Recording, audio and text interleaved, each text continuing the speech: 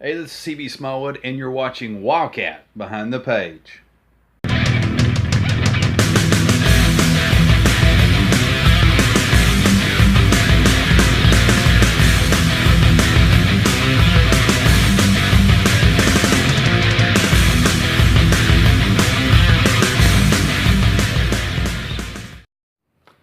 Welcome to Wildcat Behind the Page, where we take you on a behind-the-scenes look of the making of the comic book Wildcat, as well as the thoughts, feelings, and ideas, and everything in between of its creator, which is me.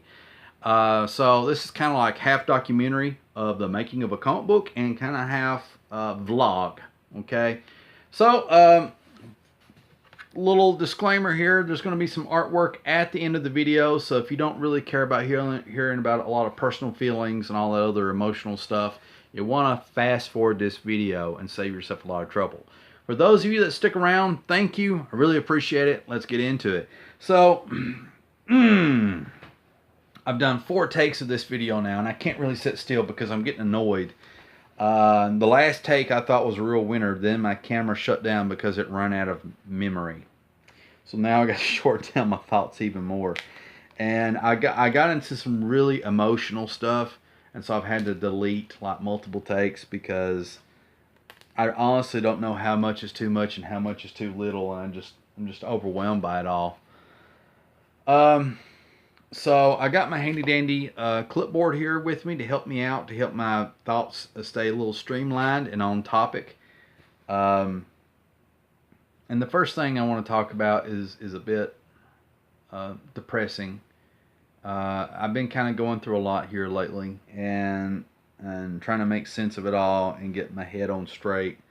And I'm going to be real brief with it because this is like the 4th time I've talked about it now. So I've been sitting here for a couple of hours recording the same thing over and over, and getting a little fatigued emotionally and everything in between. So if I'm very brief on stuff, it's not that I'm being cold or anything. I need to keep moving, you know. Anyway, about 2 weeks ago, give or take, my mama passed away. And she had spent the last 10 years of her life in a nursing home. And she was just ready to go, honestly. She didn't want to be here no more. And I can't blame her because the last 10 years of her life sucked. Nobody really visited her much in the nursing home, myself included, which I did visit, but nowhere near as much as I should have. And, you know, Mama was a really cool person. She helped raise me. She's the type of person that if I wanted biscuits gravy at 10 o'clock at night, that's what I got. If I wanted my pizza burnt and my fries burnt because I was on some weird burnt food fetish, she would burn my food. You know, she loved her grandchildren. She loved to laugh. She was a really cool free spirit, I guess. That might not be the right word, but she ran like a country store in the holler that we lived in. And a lot of people, you know, when you say holler, it used to surprise me, but a lot of people don't know what a holler is. I don't know how to describe it to you, but like imagine living in the mountains, and there's a mountain here and a mountain here, and there's this dipping valley, big dipping valley in between, and that would kind of be like the rough definition of a holler. Google it, because Google does everything better anyway. But yeah, mountain, dip in between. And there's a community built in that in between point, and basically just picture just a normal, regular suburban neighborhood, I guess, located in between like 2 mountains. Okay, so you will have like houses and trailers, and houses and trailers on the left and right sides of the road, you know, and people mow their grass, and people have cable and all this other stuff. They just, you know, live in this area called a holler. You know, it's no different from people that live out in the middle of the desert, or people that live in this regular flat plain grass like Leave It to Beaver neighborhood, suburban neighborhood, or you know, or maybe like people live in the inner city and they live like down this block, stuff like that. So, everybody has like their own little unique part of the country that they live in the U.S. and this is mine. So I grew up in a holler, uh, and kind of like a very sand-a-lot childhood. It's really cool. But anyway, Mama was an awesome person, and she deserved better than what she got. Um, I really can't do an awesome enough tribute to her for what she deserves. But anyway, I've been dealing with that, and sometimes my friends ask me what's wrong, and I've got that going on, and I've got other things in my life going on, and I'm just like emotionally like, bleh, And when people ask me, like, it's like, why do you feel bad? It's like, why would you ask me that? That's the dumbest thing. I mean, I don't actually say that, but I'm like thinking in my head, why would you ask me that? It's retarded. Like, how long does it take for you to get over, somebody dying? Is 2 weeks like supposed to be a cutoff point? I don't know. I mean, which no offense to my friends that are kind of oblivious to what I'm going through. I mean, like, I guess nobody really knows in particular what's bothering you till they ask, to be fair to them. But just got a lot going on, and then the other thing that's really bothering me is like my unintentional ways of rubbing people the wrong way. I've been dealing with that a lot, and that really hurts me too. And I can't really express it in words how badly it hurts me, because if there's one thing I cannot stand, it is me hurting another human being. And it's kind of like it's almost like a weird Buddhist thing in me or something. I can't describe it, but I cannot stand the thought of hurting someone physically or emotionally. Intentionally or even unintentionally. It bothers me. I don't feel like I'm put on this earth to cause other people grief, and when I do cause other people grief, because I'm an imperfect creature, then it devastates my soul. And I've done that, and I've learned that I've done that in the past, years and years ago, when I was a different person, because I would sometimes make people feel less than, or maybe I wasn't patient enough with people. I was patient with some people, but for most people, I wasn't, and that was like in situations where I was doing things I was passionate about, like art and music, especially in music, it seemed like. And then, but I feel like I've grown past that since then. But like of recent, my newest sins are basically just overwhelming people with me being me, especially in social media, Facebook, and things like that. If I like a person, and I think that they're really cool, and I felt like I've developed a really good rapport with them, I stopped to drop a lot of the southern mannerisms, for lack of a better word. What I mean is like, you ever been around southern people and they be overly polite about every single little thing?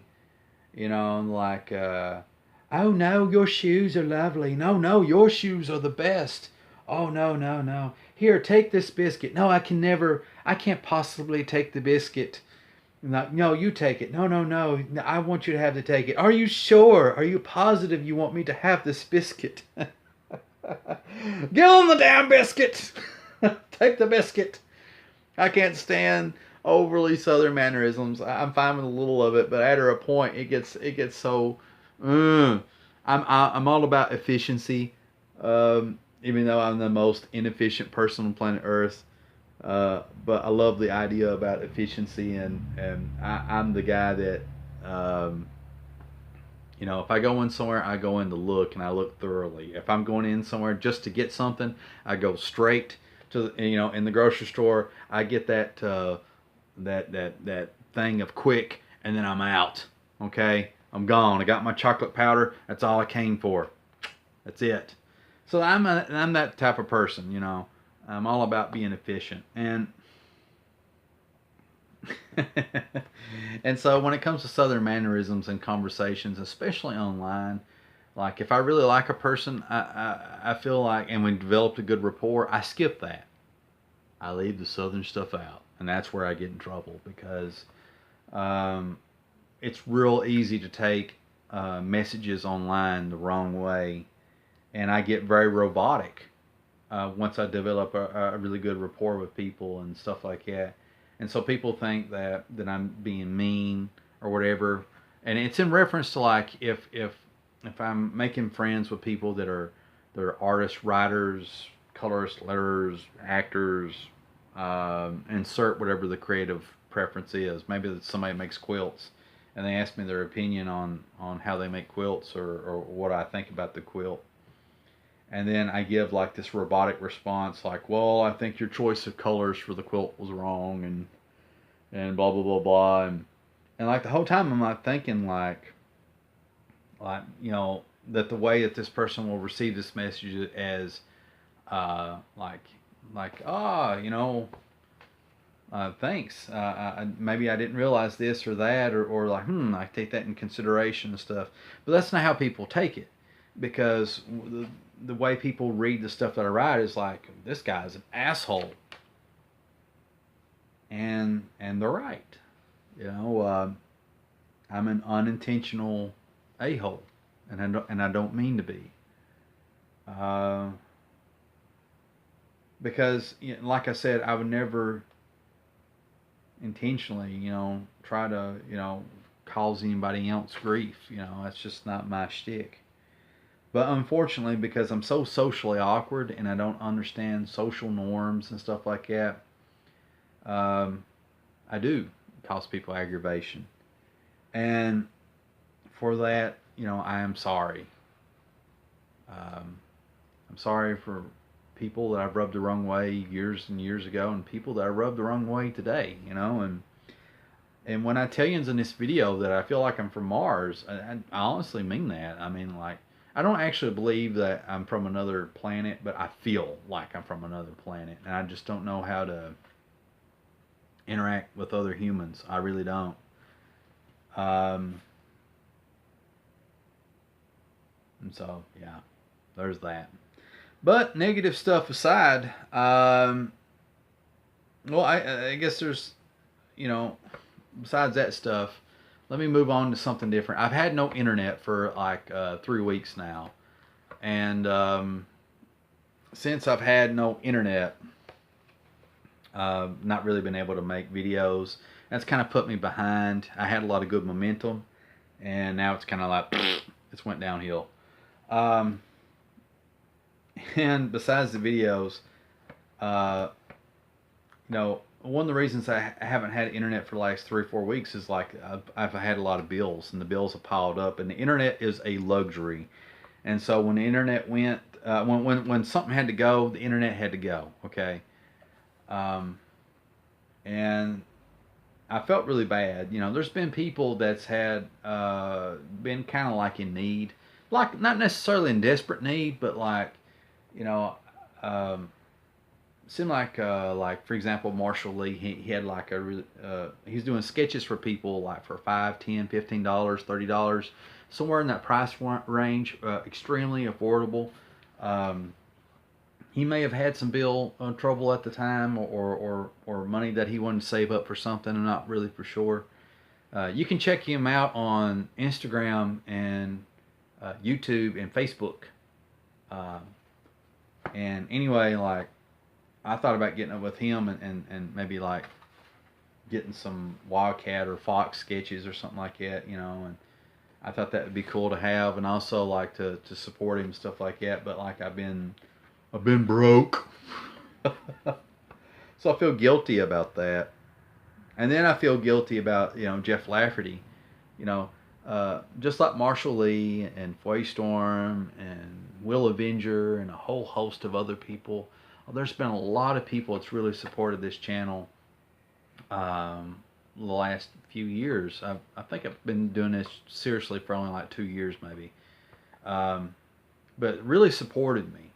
And like even when you guys just leave me like one comment that just says awesome or cool or good job or something like that, that means the world to me, because when I'm sitting here and I'm like drawing this stuff, it's like I feel like I'm on an island by myself, and it's a very thankless thing. And I don't mean that toward you all, but it's a very thankless thing to be a comic artist or what have you, because honestly, there's nobody cheerleading you on day to day, and you have to motivate the hell out of yourself to do it, because you don't get paid when you first really try to be a serious comic book artist. You don't get paid. You don't really make much money or no money at all. And so, and then if you got a family, you got family duties, and family wants to spend time with you and stuff like that. And here you are basically trying to study to become a doctor on your own, to be a neurosurgeon. And you're like way behind. You're already like entering that middle part of your life, and you've only got like 50 more years left before you're in the grave, and you're way behind the curve. And it's like, oh man. So when you all leave me comments, even if it's critical or whatever, it means you're taking time out of your day to let me know that you exist, and that you're watching my stuff, and that you're following my fledgling career. So it means the world to me. So anyway, I feel guilty that like people like Marshall Lee, that I'm not able to help him out, and people like Jeff Lafferty. And Jeff Lafferty, he's got like a comic book that's come out called The Berserker Knot, really cool comic about a guy who fights monsters, hunts monsters. What more do you need than that? It's awesome, And his art is really cool. It's sort of like he can draw any way that he wants to. Honestly, like if you want some Travis Charest, I don't know how to pronounce his name. The guy used to work on Wildcats back in the day. If you want that top level art, he can give you that. If you want like some Frank Frazetta paintings, he can give you that. But here lately, he's been doing some more Sam Keithy looking art, and I love Sam Keith, and well, I love Travis Charest and Frank Frazetta too. But anyway, I love Sam Keith art, and like his stuff's been kind of Sam Keithy now. Like when you look at his stuff, it really doesn't look anything like Sam Keith. He's got his own thing as an artist. But I say Sam Keith because it's quirky, it's fun, it's cool, it's all these things, and the Berserker Knot is a fun book. And anyway, he launched an IndieGogo campaign, and he raised close to $6,000, which is really, really impressive. Because I don't know if he's done an IndieGogo or a Kickstarter before. I'm going to talk out my butt here, and I'm going to assume he hasn't. So for a first-time IndieGogo or Kickstarter to raise close to $6,000, that's really impressive. And also, he has one of the cheaper books out there. Like, of all the IndieGogos I've seen, like, for example, what was there? Cyber Frog, and then there was, like, what was the other big book? Jawbreakers, and a few others. Like, everybody charges right out of the way, like, $20 for the first issue. But he's just asking, like $4 or $5, I think, just, for the first issue, which is a really good deal. That's basically what you would pay for any other book that you get on the newsstands, well, not newsstands, but comic book shops nowadays. So that's pretty cool. But if you want to spend the extra $20, if you want to spend $20, you get the comic book autographed. So that is awesome. So he's actually got a deal that beats a lot of other IndieGogo campaigners' deals.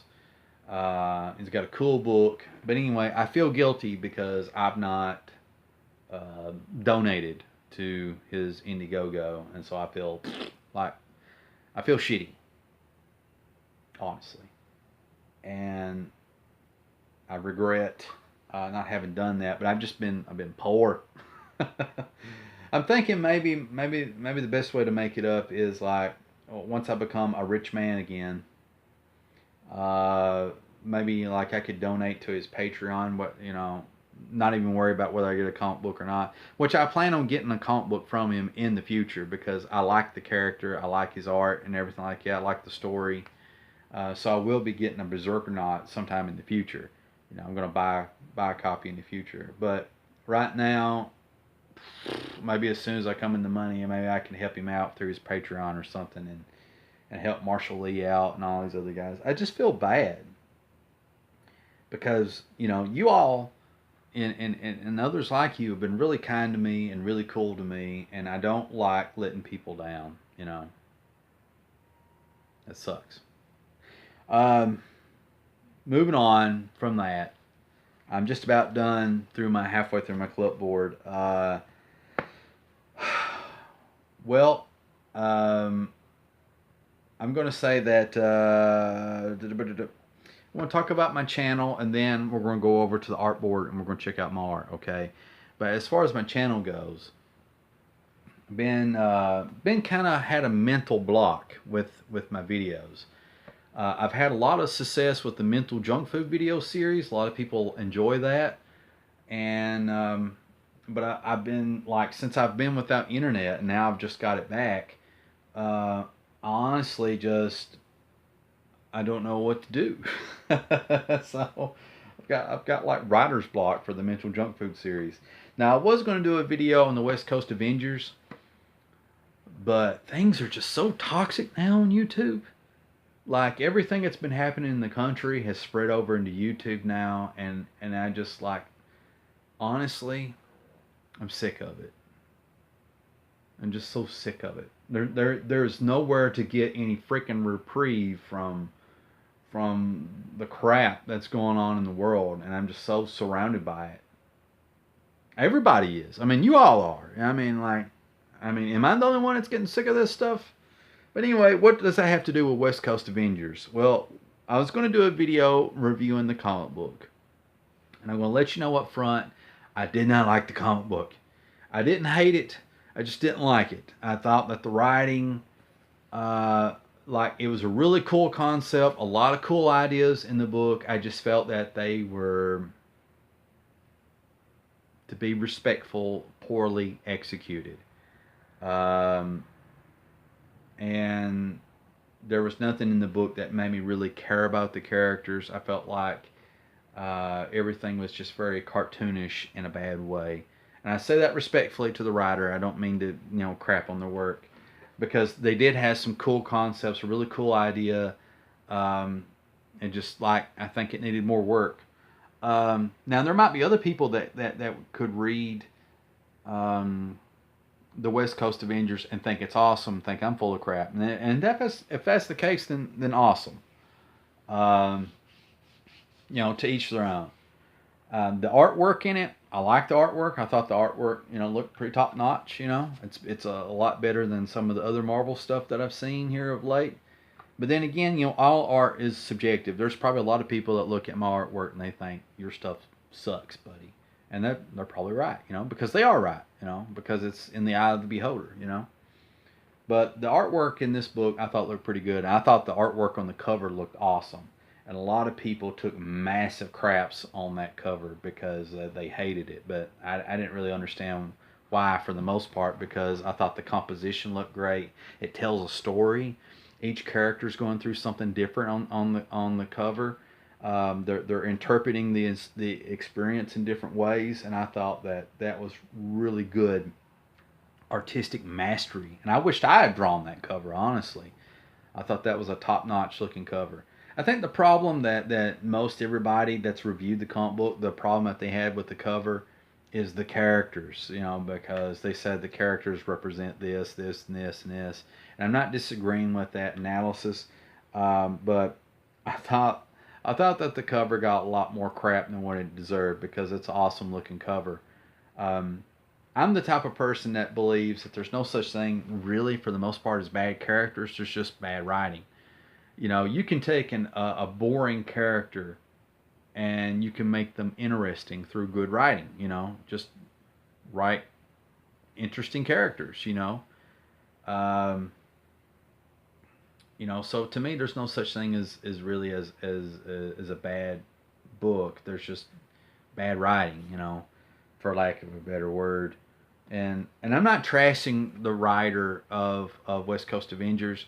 I'm just saying that that person could have done a lot better job. And it's not for me personally.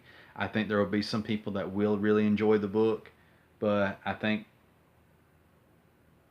just don't think it's out of 5 stars. It's a 2-star book. So why didn't I do a video about that already? Is because I felt like a lot of people would have been upset with me because I would not have hated it as much as I should have hated it. Because things have gotten really toxic in YouTube, so I really don't know what to do. I think I would have got a lot of views out of it, honestly. Because I was ready to do a video right then and there as soon as the comic book came out, and I actually had videos done, but I deleted them because I kept second guessing myself. But moving on from mental junk food, the other stuff I got going on my channel is I got a video series about strange things that go on in the world, Bigfoot, cryptids and stuff, and paranormal phenomenon, or just like the history of ramen noodles, things like that. I'm getting ready to do a video. I'm working on the intro, and I'm going to do some artwork for it, or I think I'm going to do some artwork for it, and that's kind of what I'm kind of hung up on, because I'm in the middle of trying to draw my comic book and then do this too, so it kind of hurts things a little bit. So anyway, I'm going to do a video about strange stuff soon, a new video series, and I'm looking forward to that. But there's a project that I'm even looking forward to even more, which is about not strange things, but interviews. I'm going to be interviewing people.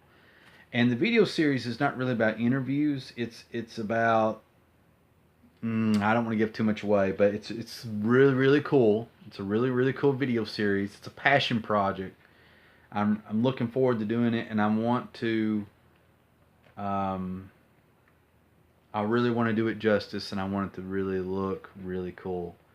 And I can't say any more than that. I'm sorry that I even brought it up, but it's something I'm working on. So with that said, let's head over to the artboard and finish this video series up, and let me show you everything that I've been working on and stuff like that, and hopefully I ain't bored you all that much. Okay, here we are at the handy dandy artboard, glass table, or whatever you want to call it.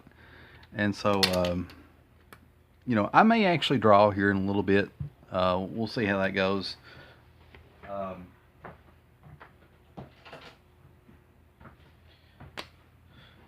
have to get my crap together here. I'm kind of a little disorganized.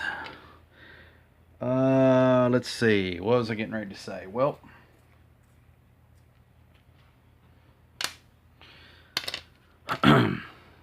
first of all, what you're looking at is me trying to figure my stuff out. I've got a lot that I need to work on as an artist, and the first issue of Wildcat, it's pretty much done for the most part. I mean, I'm on page 11 of the colors.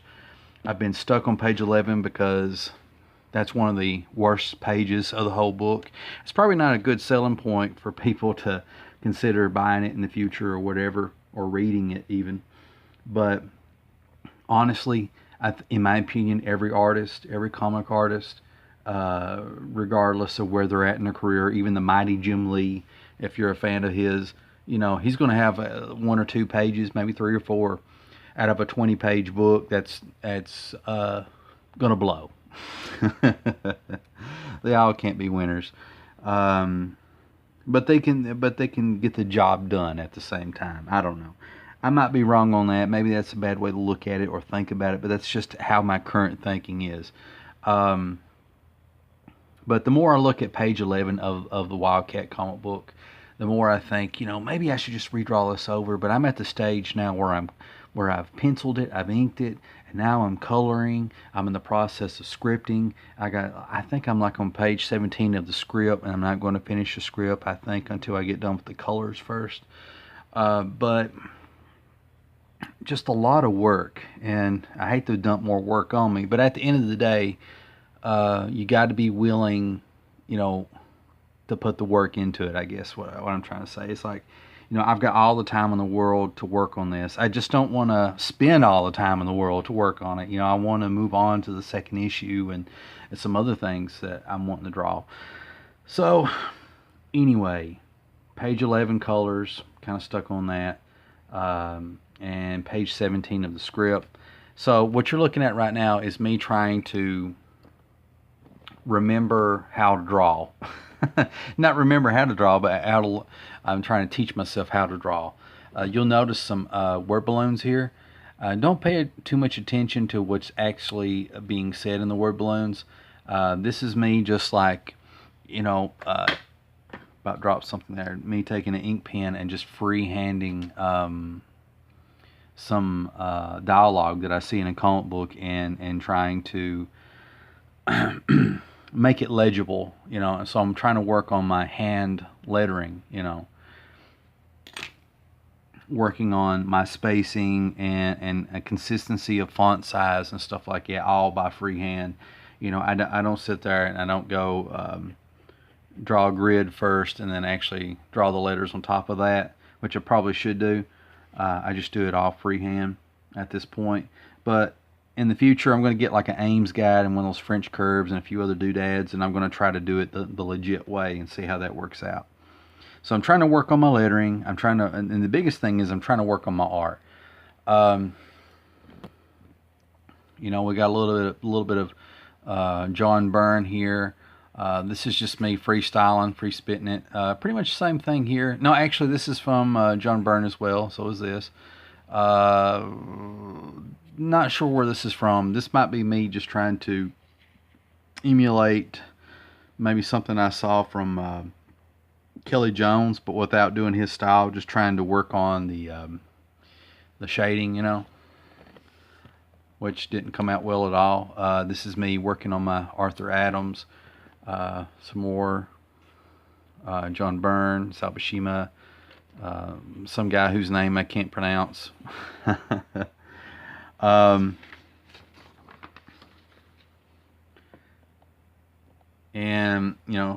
here again some more stuff. I think before I proceed, let me show you this page here. So what I've decided, and Jens can correct me if this is an error in thinking or whatever, or leave a comment down below what you think. But this is the course of action that I've decided to take, and my artwork has had a really big inconsistency, and I don't really like that. I'm kind of all over the place as an artist, and that's not really good. It's okay to render people differently, in my opinion, but I want people to be able to pick up a comic book and they know that I've drawn it without having to look at my name to see that I've drawn it. I can see like something that Jim Lee, Mark Silvestri, Dale Keown, you name it. Artists that have a recognizable style, and even with all the imitators out there, I can still tell these guys out from the crowd. But anyway, I want that kind of thing. I want to be my own person. But the problem is I keep trying to search for it, and what I end up with is something like this, something that's so bipolar in the various renderings. Now overall, you can kind of see sort of maybe my own thing, but there's such a wide variety of difference that there isn't a real cohesion there. So I don't think that's good. I think that's more to my detriment than anything. So and my problem is I want to study so many different people and learn from them, and Frankenstein, which is fine, which is good. But the problem comes is I don't have like a proper foundation. Without getting into the the whole crux of, like, studying from life and using reference, which of course I fully support. But I also believe that you should learn from comics if you're going to be a comic artist, um, in terms of style, at least, stylistic things, neat little tricks to tell stories, and storytelling and layout design and stuff.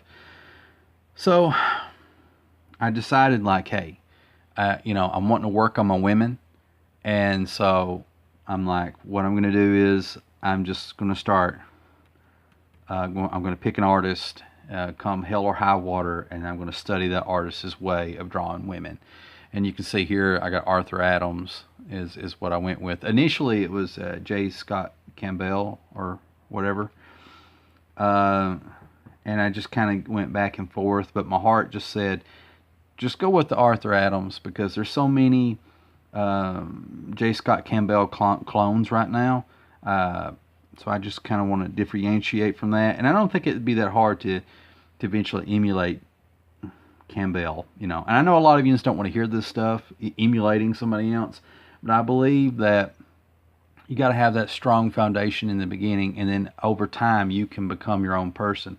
Every artist that was ever somebody else, they first were accused or were actually an outright clone of their favorite artist, and then over time they dwelled into something else. Well, that's what I kind of need to do, in my opinion. So I got here costume shading, cross hatching, Rob Liefeld. I really like how he does his stuff as far as like the way the costumes look and the shading, the cross hatching. Male faces, Mark Silvestri. So, I've been studying him, the way he does pants and clothes and buildings. I think that all looks cool. Dale Keown, big muscles, monsters, and stuff like that. Kelly Jones, horror and noir, and his use of light and shadow and stuff like that. So, I narrowed it down to Arthur Adams, Mark Silvestri, Dale Keown, and Kelly Jones. That's still kind of quite a bit of a Frankenstein of different elements, but I'm being more specific now. Like, for example, with Arthur Adams, women. I'm a women, Arthur Adams style. That's just how it is.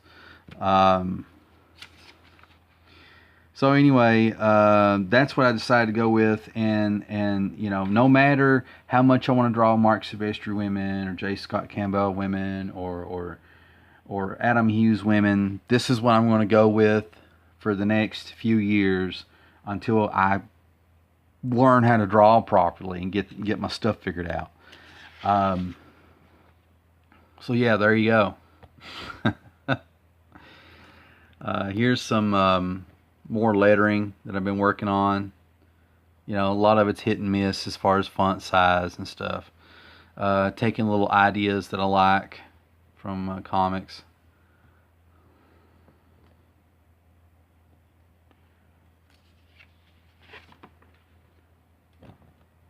This was purely just drawing from my head after like studying and studying and studying, and it's kind of weird little hybrid. It's like a mix between Arthur Adams and Mark Silvestri. In my opinion, that's the way it looks. It's kind of crazy how that just came out. I like that. But as much as I like it, I'm not going to try to replicate it, I'm just going to keep focusing, being a little Arthur Adams clone as far as when it comes to my women. And in the future, what comes out is what comes out. But right now, I need to get my stuff together, So, working on my lettering. This time I tried to use my pencil because, I can erase stuff. And I think things are coming out pretty good. Also working on my ladies here. You can see a lot more of the Arthur Adams popping out. And here's the funny thing. This is actually me studying Arthur Adams. And for whatever crapping reason, the art of J. Scott Campbell came out of me, which he studied Arthur Adams as well, So,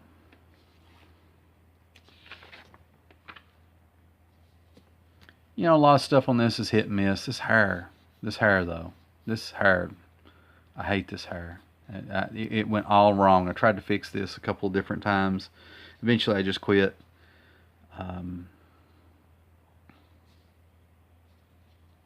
Now, some of these studies, like, I was looking at Arthur Adams when I drew this, and I was drawing from my head when I drew this. Um, this is some Sal Buscema studies, but instead of like copying outright, I did a little bit of more of my own thing.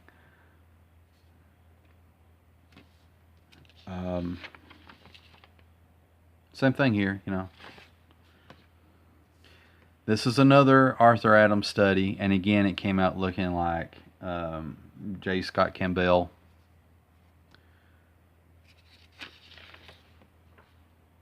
This is me working on my Mark Silvestri. This came out pretty good.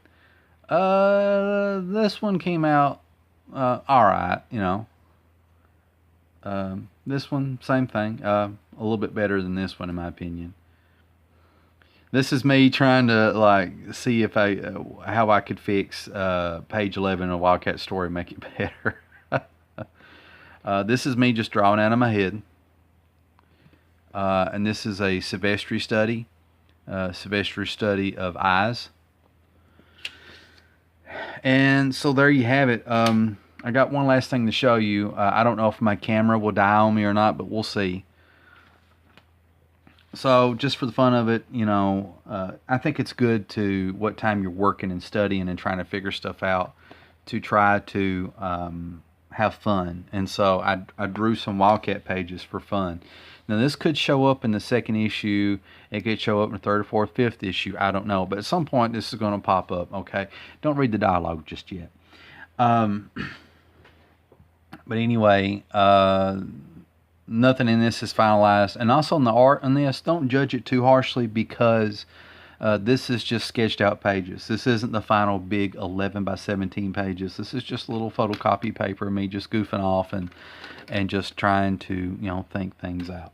And, the story could be totally different, and the dialogue and stuff. So there you go. So I'll kind of read the dialogue and kind of give you the gist, and maybe you'll enjoy it, maybe you won't,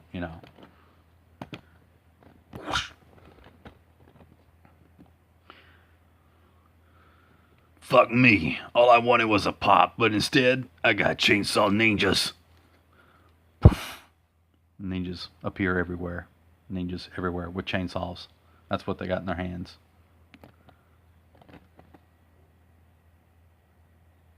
Chainsaw ninjas. Death greets you warmly, American dog. So we're greeting one another, are we, huh? Gah! Wham! Hello, my name's Wildcat, and I just knocked your ass back to Japan.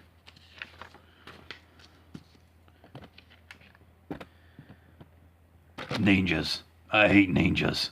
Sons of bitches are on me like fleas on a dog.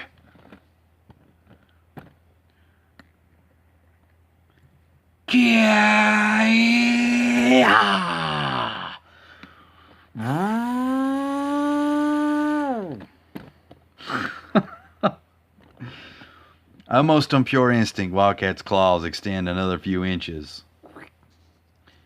Just enough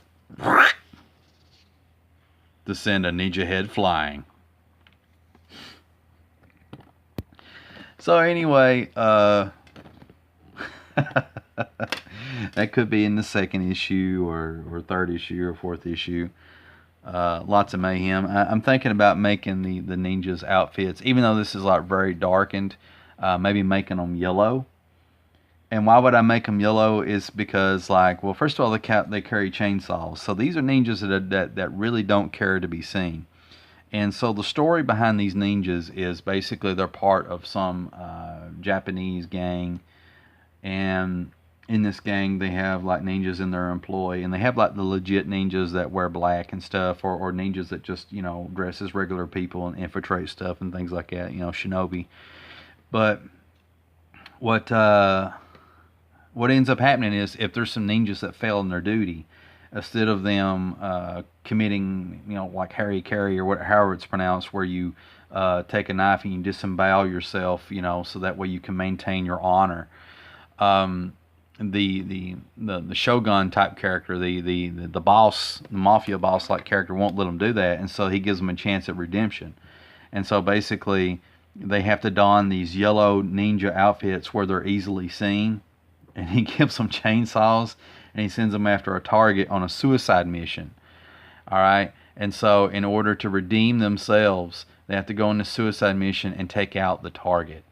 And so I thought that was pretty cool. That was, a neat little idea. And if they fail, if they make it back, then there's a chance that they could be strapped to a chair or something and have chainsaws taken to their limbs, and where they're just a torso, and their last moments in life are like really torturous and like prolonged and stuff like that. Their suffering goes on for weeks. There's like a lot of evil stuff there. So these guys were really committed ninjas to their mission, because they failed in some prior mission, and now they have to wear these stupid yellow suits of disgrace, and they have to carry these chainsaws, and there you go. So anyway, that's pretty much what I've been up to. Again, check out the earlier episode that's less depressing than this one, where I show all the different colors and stuff that I've done on the pages and stuff. I show you a lot more of the actual comic book artwork of Wildcat. But I've been working really hard. I got a sketchbook at work where I've been drawing a lot there too, trying to get better as an artist, trying to hone my craft and get things together, because I want to get good at stuff. I don't want to suck. So if you like this video, or you want to show your support, please remember to leave a thumbs up. And I like to hear your thoughts. I enjoy reading each and every one of your all's thoughts about what you think about things, and I appreciate your words of encouragement and constructive criticisms and all that good stuff. As always, this is CB Smallwood, and I will see you in the next video.